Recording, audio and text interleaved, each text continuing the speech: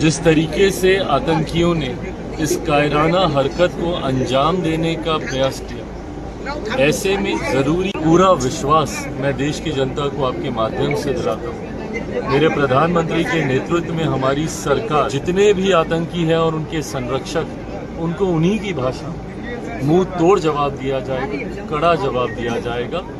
नीतिगत पक्ष पे भी इसकी पहल शुरू की जा चुकी है। जिस तरीके से इंडस वाटर ट्रीटी को लेकर उस पर रोक लगाई गई है, सिंधु समझौता जो हुआ था उसको लेकर जिस तरीके से रोक लगाई, और लंबे समय से हम लोग चाहते भी थे कि ये भी होना चाहिए, क्योंकि बंटवारे के समय जिस तरीके से इसका बंटवारा किया गया, 6 नदियों का पानी हमारे यहाँ से जाता है, पर उसका लगभग 80% भाग पाकिस्तान को जाता है और मात्र 20% हम लोग को मिलता है। उस वक्त किन परिस्थितियों में, किन कारणों में उस वक्त के प्रधानमंत्री, उस वक्त की सरकार ने इस समझौते को माना था, पर आज की तारीख में इस पर रोक लगा के मुझे लगता है कि ये बहुत बड़ा और कड़ा संदेश पाकिस्तान को दिया गया है, जो आतंकियों का संरक्षण करने का काम करता है, और ये एक शुरुआत मात्र है। आने वाले दिनों में कई ऐसे नीतिगत फैसले भी लिए जाएंगे और कड़ा जवाब भी दिया जाएगा। 2500 आतंकियों को मारने का मांग कर रहे हैं आरजेडी की तरफ से। बिहार के कई नेताओं ने कहा है कि 25 मरे हैं तो 2500 को मारने की जरूरत है पाकिस्तान में। हम लोग तो आतंकवाद के खात्मे की सोच के साथ ये सरकार आगे बढ़ रही है, और हम लोगों ने किया भी है।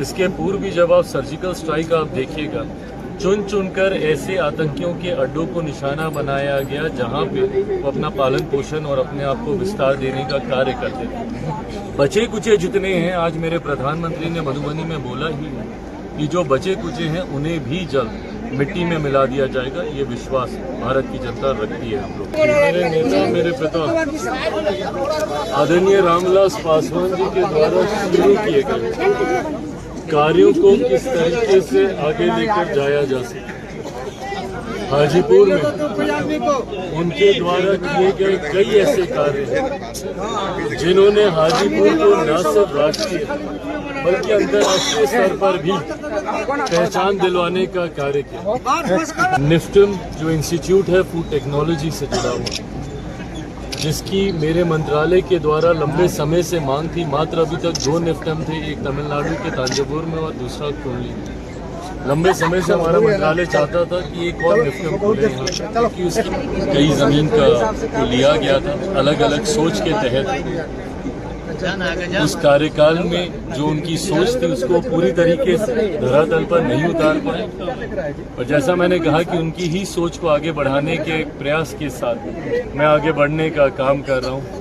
इस ज़मीन को केंद्र सरकार के पास, सेल के पास दिलवाने का काम उन्होंने ही किया था। अगर हम लोग इस ज़मीन पर इसको बनाते हैं तो मुझे लगता है कहीं ना कहीं उनका वो सपना पूरा होगा जिस सोच के साथ उन्होंने अपने इस विभाग के पास इस ज़मीन को जा। ऐसे में क्योंकि वो एक बड़ा संस्थान है, उसके लिए बड़ी ज़मीन की ज़रूरत है।